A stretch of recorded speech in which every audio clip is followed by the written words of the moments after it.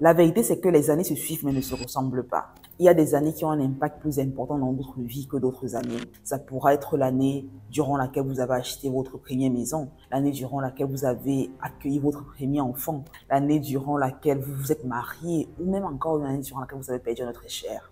Pour moi, l'une des années qui a eu un impact fondamentalement sur ma vie, surtout financièrement parlant, a été 2019. C'est en 2019 que je me suis rendu compte que je m'étais lentement mais sûrement laissé aller financièrement et que j'étais en train de me précipiter vers un gouffre et qu'il était impératif que je change les choses, mes habitudes, si je voulais que les choses changent concrètement derrière. Et dans cette vidéo, je vous révèle exactement les 5 décisions cruciales que j'ai dû prendre en 2019 pour littéralement non seulement sortir d'un état financier absolument désastreux et accélérer la capacité que j'ai eu à créer de la richesse par la suite. Il s'agit de rester jusqu'à la fin car la 5e décision, c'est celle dont très peu de personnes parlent lorsqu'il s'agit d'assainir des finances et augmenter la capacité qu'on a à devenir indépendant financièrement. Mais c'est fondamentalement celle qui a eu le plus grand impact dans ma vie financière et qui m'a véritablement permis de devenir indépendant financièrement aujourd'hui. Allez, c'est parti.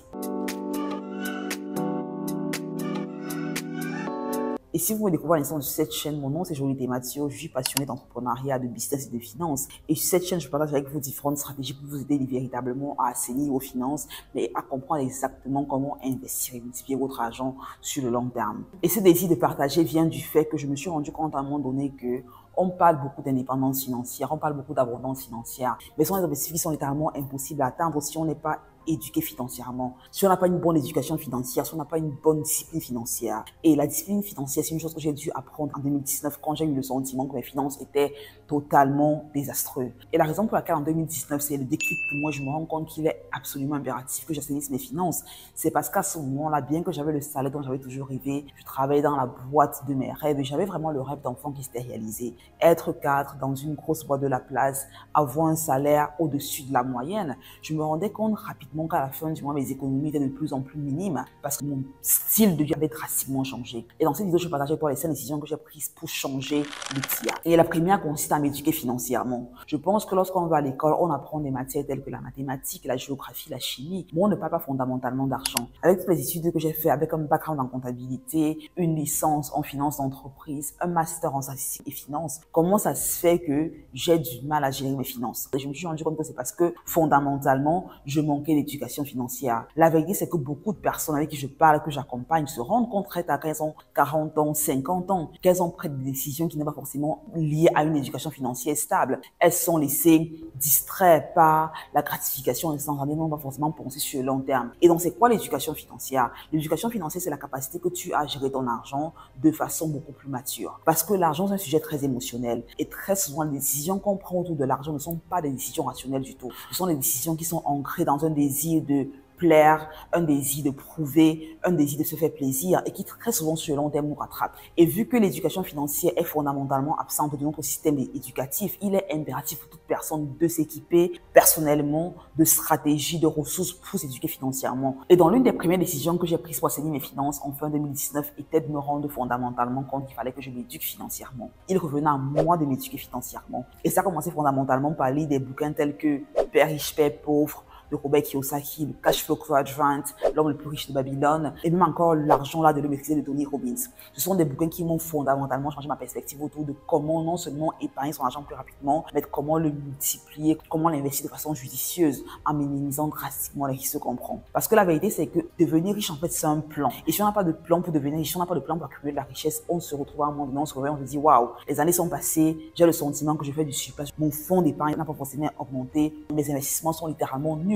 Qu'est-ce que je fais mal? Et c'est la raison pour laquelle il est impératif de se rendre compte que le contrôle, on doit le reprendre. Et on reprend le contrôle lorsqu'on est mieux éduqué, lorsqu'on est mieux équipé financièrement. Car tu ne pourras uniquement prendre des décisions différentes que si tu as des connaissances différentes. Et donc, si tu as les mêmes connaissances qui guident tes actions, qui guident tes décisions, ce qui se passe, c'est que tu vas continuer à tourner en rond, te demander comment est-ce que ça se fait que d'autres personnes évoluent dans leur business, dans leur activité, dans leur vie, et moi, je fais du surplus. C'est parce que tu as des données qui sont obsolètes. Tu as des informations qui ne t'aident pas à créer la richesse que tu veux véritablement créer. Donc, s'éduquer financièrement, c'est littéralement l'une des choses les plus importantes que tu puisses faire. Forcément, l'éducation financière, pour moi, continue après les bouquins. Je me suis fait accompagner, ainsi de suite. J'ai vraiment pris la peine de travailler dans le fond pour mieux gérer mes finances. La seconde décision que j'ai dû prendre pour assainir mes finances et accélérer la capacité que j'ai à créer la richesse, c'est littéralement changer drastiquement la mentalité autour des personnes qui sont riches. La vérité, c'est qu'on grandit autour des personnes, la société, nos parents, qui nous font comprendre que les personnes riches sont des personnes qui sont véreuses, ce sont des personnes qui sont malhonnêtes, ce sont des personnes qui ont peu de temps pour leur famille, pour leurs amis, pour leurs patients. Et du coup, on a ces croyances qui sont fortement ancrées en nous, à travers lesquelles on se dit que devenir riche signifie également qu'on sera quelqu'un de véreux, de malhonnête, qu'on aura peu de temps pour ses enfants, pour son partenaire. Et vu qu'on n'a pas forcément envie de devenir quelqu'un comme ça, on se dit, tu sais quoi, je veux pas devenir riche. Je veux juste me contenter de mon salaire, c'est assez. Et ces pensées limitantes qu'on a en fait fini par devenir nos croyances. Je me rappelle, je parlais avec quelqu'un une fois qui m'a dit, je préfère ne pas devenir riche parce que je pense que si je deviens riche, j'aurai moins de temps pour mes enfants. Et c'était fondamentalement une croyance qu'il avait. Il avait associé le fait de créer la richesse à être moins présent pour ses enfants. Ce qui est fondamentalement triste parce que tu te rends compte qu'il se limite des fois automatiquement sur sa beauté. À chaque fois qu'il verra une opportunité d'augmenter ses revenus, il aura le sentiment que si je vais vers la promotion, si je lance le business, si je développe l'activité, ça veut fondamentalement dire que j'aurai peu de temps pour mes enfants. Il a littéralement oublié le fait que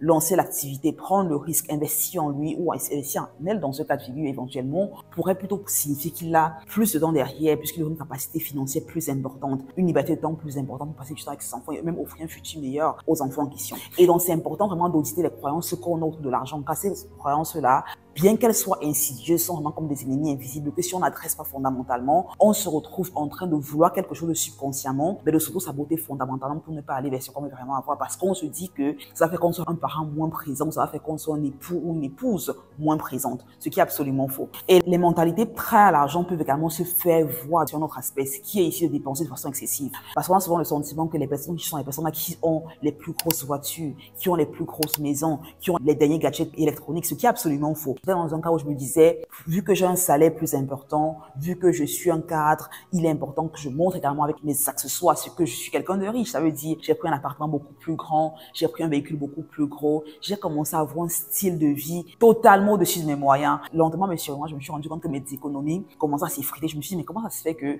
quand j'étais interne, quand j'avais à peine commencé ma carrière professionnelle, j'arrivais à économiser, mais là, mon revenu a littéralement triplé, mais j'ai le sentiment que mon épargne s'est littéralement réduite de façon drastique. Et c'est parce que je me suis rendu compte que j'avais cette croyance qui me faisait penser que être riche voulait dire paraître. Ça voulait dire avoir les habits de marque. Ça voulait dire suivre les tendances, investir dans les appareils de luxe pour montrer qu'on a de l'argent. C'est pour ça que c'est important vraiment d'auditer les croyances qu'on a et de voir celles qui nous servent et celles qui ne nous servent plus. Car il est important de te rappeler d'une chose, les croyances que tu as aujourd'hui, beaucoup d'entre elles ne sont pas tiennes. Beaucoup d'entre elles sont le fruit de ce à quoi tu as été exposé quand tu étais plus jeune, à travers tes amis, tes parents, ton entourage. Et il faut que tu audites plutôt quelles sont les croyances qui me servent présentement et quelles sont les croyances dont je dois me défaire. Est-ce que me dit, par exemple, que toutes les personnes qui sont des personnes malhonnêtes m'aident à devenir riche, ça m'éloigne de mon désir de créer de la richesse? Est-ce que le fait de me dire que toutes les personnes riches roulent dans de grosses voitures ou ont la dernière télévision à la maison parce qu'elles l'ont pris avec un crédit ou ont le dernier iPhone, est-ce que c'est une croyance qui m'aide véritablement à épargner de façon plus agressive et à investir de façon plus importante derrière, ou est-ce que ça me maintient dans un cercle vicieux d'endettement compulsif? Et ce qui a également eu un très grand impact dans ma vie financière, c'est de m'entourer de personnes qui avaient justement accumulé des revenus assez importants, des millionnaires, des multimillionnaires. Ils voient fondamentalement comment est-ce qu'ils géraient leur argent et les décisions qu'ils prenaient autour de leur argent. Et c'est la raison pour laquelle j'invite toute personne qui veut créer la richesse véritablement à se demander, est-ce que mon entourage présentement est en train de m'aider à créer la richesse? Parce que je dois m'entourer de personnes. Ça peut mettre de façon virtuelle qui vont ici m'aider véritablement à revoir la façon à laquelle j'ai de penser à mes finances. Car si tu t'entoures de 100 personnes, de 10 personnes qui ont des revenus 10 fois plus importants que les tiens, je te garantis qu'en moins de 6 mois, au maximum en 12 mois, tu verras tes revenus également augmenter. Car de façon consciente ou inconsciente, tu commenceras à émuler leur trait de caractère, à émuler leur façon de penser, à émuler même leur façon de prendre des décisions, et tu verras que sûrement, progressivement, mais sûrement, tu verras tes finances également s'améliorer. Et c'est la raison pour laquelle je recommande toujours à toute personne de faire partie d'une communauté, de faire partie d'un mastermind, car ça t'aide vraiment à t'entourer de personnes qui ont réussi. Ça te permet également de réussir plus rapidement. Et si pour toi, présentement, investir dans un mastermind, dans un programme de coaching, dans un groupe d'accompagnement est hors de ta portée, commence déjà par lire des bouquins, comme j'ai mentionné plus haut, qui vont t'aider ici déjà à ouvrir ton esprit pour tes finances. Et c'est la raison pour laquelle récemment j'ai fait une masterclass dans laquelle je te montre exactement les 100 règles que j'ai utilisées pour apprendre à drastiquement épargner, multiplier, à mieux investir mon argent. Je laisserai la masterclass quelque part là pour que tu puisses aller la regarder, apprendre exactement les stratégies qui ont marché pour moi et qui ont marché pour des douzaines d'autres personnes. D'accord? Alors, j'espère que cette vidéo t'apporte de la valeur. Et si c'est le cas, sois sûr de laisser un pouce up car ça aide énormément. YouTube va montrer la vidéo à plus de personnes comme toi. Abonne-toi si ce n'est pas encore le cas et active la cloche pour te notifier en première. Sa prochaine vidéo sera sur la chaîne. Et surtout, dis-moi en commentaire Quelle décision est-ce que tu es en train de prendre ou as-tu prise par le passé pour assainir tes finances? J'aimerais apprendre de toi également et je pense que chacun de nous bénéficierait ici. Si on va dans la section des commentaires, on voit également quelle stratégie, quelle décision de personnes ont dû prendre pour avoir une vie financière beaucoup plus progressive et beaucoup plus épanouie. Donc, dis-le moi en commentaire. La troisième décision cruciale que j'ai prise pour améliorer ma situation financière, c'est arrêter d'être complexé par rapport à l'argent. Beaucoup de personnes, lorsqu'ils entendent que quelqu'un gagne un montant particulier, un revenu particulier à travers un business, une activité parallèle, beaucoup vont se dire non, c'est du n'importe quoi, c'est une arnaque, c'est impossible, ça n'existe pas. Et vu qu'ils ont cet état d'esprit fermé, vu qu'ils sont complexés à ce niveau-là, ils ont du mal à se demander qu'est-ce qui sera requis pour y arriver, comment est-ce qu'ils ont fait, quelle stratégie est-ce qu'ils ont implémenté, comment est-ce que je peux éventuellement, à mon niveau, créer quelque chose de similaire. Donc moi, quand je me suis rendu compte que si je continue à me dire non mais c'est impossible, non c'est de l'arnaque, non c'est juste pas vrai, ces pensées que j'avais encore et encore, mais dans un état où je ne passais pas à l'action, car je me disais écoute, ça c'est ce que je vois en ligne, c'est du mensonge, c'est pas vrai, c'est pas possible, et forcément ça me maintenait stock dans l'endroit où j'étais fondamentalement. Au lieu de me dire plutôt comment est-ce que c'est possible, comment est-ce qu'ils y arrivent. Je me rappelle quand j'ai commencé à bosser à l'époque, mon rêve c'était de gagner 2500 € par mois. Si je gagnais 2500 € par mois, étant étudiante en première année universitaire, je me disais ok, mon rêve salarial c'est 2500 € par mois. Quand j'ai commencé à bosser, c'est le salaire que je me suis dit waouh, c'est pas assez, il me faut gagner plus. Et je me suis rendu compte qu'il y avait d'autres compétences. De toute façon, moi je travaillais comme analyste financière. Je me suis rendu compte qu'en devenant data scientist, je pouvais littéralement doubler mon salaire en deux. Et je me suis dit ok, d'accord, intéressant. Qu'est-ce qu'il me faut pour devenir data scientist? Quelles sont les compétences que je dois apprendre? Quelles sont les formations que je dois suivre, ainsi de suite. Et j'ai investi dans ces différentes formations pour level up mes compétences et postuler un travail mieux rémunéré. J'ai eu le salaire de data scientist. Après, j'ai commencé à bosser magnifique. Et je me suis rendu compte à ce moment-là, ok, d'accord, je gagne maintenant près de 5 000 € par mois. Mais qu'est-ce qui serait requis pour aller de 5 000 € par mois à 10 000 €, 20 000 €, 30 000 € par mois? C'est à ce moment que je me suis rendu compte qu'il y a des personnes en ligne qui le font à travers un business en ligne. Et si à ce moment-là, je m'étais dit, ah, le business en ligne, c'est de l'arnaque, ça n'existe pas, c'est pas vrai, je n'aurais fondamentalement pas pris les actions requises pour lancer le business, pour investir en moi et pour décupler la capacité que j'ai à générer des revenus. Et c'est la raison pour laquelle je vais t'inviter ici à briser le complexe, à te dire c'est de l'arnaque, c'est faux, c'est impossible. Sois plus curieux, aie un esprit plus ouvert, demande-toi comment c'est possible, comment est-ce qu'ils le font, quelles compétences leur ont permis d'avoir ce type de revenus-là, car si tu ne te questionnes pas à ce niveau, tu ne verras pas tes revenus fondamentalement augmenter. Et moi, c'était un gros élément, investir en moi, apprendre et devenir meilleur. Et ceci peut avoir un impact sur la capacité qu'on a à gagner de l'argent, mais ça peut également avoir un impact plus important sur la capacité qu'on a à investir son argent. Car encore une fois, si on sait qu'on a un investissement traditionnel qui nous rapporte par exemple 1 à 2% par an, on veut se demander qu'est-ce que ceux qui gagnent par exemple 10% de retour sur investissement, 15% de retour sur investissement font avec leur argent. Et avoir cet état d'esprit, se dire comment est-ce que je fais pour que mon argent, au lieu de le laisser à la banque, au lieu de le laisser croupir dans un compte d'épargne relativement avec 1% de l'intérêt, comment est-ce que je fais pour le prendre et l'investir dans des véhicules qui vont permettre d'avoir des retours sur investissement plus importants derrière. Et j'ai fait une vidéo dans laquelle je te montre exactement pourquoi tu veux arrêter de laisser ton argent à la banque. Qu'est-ce que tu veux avec ton argent par la suite. Je laisserai l'épisode quelque part ici pour que tu puisses aller le regarder. La quatrième décision que j'ai dû prendre pour assainir mes finances et accélérer la capacité que j'ai à vraiment créer des épargnes, des investissements plus importants a été d'arrêter de vouloir sauver tout le monde sans m'être sauvé moi. Ceci est surtout important chez quelqu'un qui est dans la diaspora. Tu es un afro-descendant qui est dans la diaspora. Il y a souvent ce désir de vouloir aider toute la famille au pays. Ça va être le cousin, la cousine, la tante, l'oncle du village, et ainsi de suite. On veut littéralement aider tout le monde. Et on a des coups de fil qui arrivent à chaque fois, problèmes financiers qu'on nous pose encore et encore et encore. Et je me suis rendu compte rapidement que si je continuais à envoyer de l'argent de part et d'autre à tous ceux qui appelaient pour poser un problème, à tous ceux qui avaient besoin d'aide, je n'avais pas forcément le temps d'investir en moi. Je n'avais pas forcément le temps d'épargner, d'avoir des investissements qui grandissaient. Et c'est une vérité qu'il faut qu'on se dise, car si tu es quelqu'un qui aujourd'hui, si tu reçois ton salaire, tu commences à faire des virements à gauche et à droite pour aider celui-là, seul-là, c'est problématique. C'est plus important que tu penses plutôt comment est-ce que je fais pour aider ces personnes-là à développer une activité, à développer un business, à développer une source de revenus qui est la leur, au lieu de chaque fois devoir leur envoyer de l'argent. Je ne dis pas ici d'arrêter d'aider ceux qui nous sont chers, absolument pas. Je veux qu'il s'agit des personnes comme nos parents, nos petits frères, nos petites sœurs. Je pense que ces personnes-là ont un devoir mental de les aider, car c'est la famille, en fait, c'est la famille très rapprochée. Mais lorsqu'on va dans une famille vraiment étendue et qu'on veut aider tout le monde, ça devient problématique. Et même qu'il s'agit des parents. Avec les parents également, on peut poser des limites, dire, ok, maman, papa, voilà le revenu que je te donne tous les mois, voilà le salaire que je te donne donne tous les mois, voilà l'aide que je donne tous les mois. Et c'est le cap, en fait, c'est mon maximum. Et même dire à tes parents, OK, pendant les 12 prochains, pendant les 24 prochains mois, il est important que tu comprennes que je suis en train de vouloir réaliser tes projets qui va requérir beaucoup de temps, de ressources de ma part. Je ne pourrai plus t'aider à la capacité que j'ai dû par le passé parce que j'ai besoin de ces ressources-là pour me réaliser, pour me développer ici. Et je pense que ce sont des conversations qui sont des fois difficiles, mais qu'il faut qu'on les ait, car très souvent, beaucoup qui sont en diaspora ont du mal à dire clairement à ceux qui sont sur le terroir ce qu'ils vivent. Je vois beaucoup de personnes qui, des fois, vont prendre même des dettes ici parce qu'ils veulent envoyer de l'argent au pays, parce qu'ils veulent montrer à un cousin, à une cousine ou à un oncle, ou même à leurs parents, des fois, que tout va bien. Et ça crée une situation de stress, ça crée une situation d'agonie financière ici qui n'aide pas ceux qui sont dans la diaspora. Et même des fois, quand on va au pays en vacances, on a toujours envie de montrer un style de vie, une aisance, ce qui n'est en fait que factice. On s'endette, on prend des prêts à gauche, à droite parce qu'on veut aller au pays pendant 2 semaines, en 3 semaines et avoir un style de vie qui est totalement au-delà de ce qu'on peut fondamentalement se permettre. Et donc, c'est important de te dire, est-ce que je suis quelqu'un là qui, pour le moment, encore a une envie de plaire, a une envie de paraître, a une envie de montrer que tout va bien, même si au fond de moi, financièrement, ça ne va pas du tout. Et je t'invite fortement à être honnête avec toi et avec ceux qui t'entourent. Car ceux qui t'aiment vraiment, ceux qui se soucient de toi n'auront aucun problème à ce que tu prennes du temps pour toi, pour te recalibrer financièrement, afin de revenir à une capacité plus importante. Parce que la vérité, c'est que si tu continues à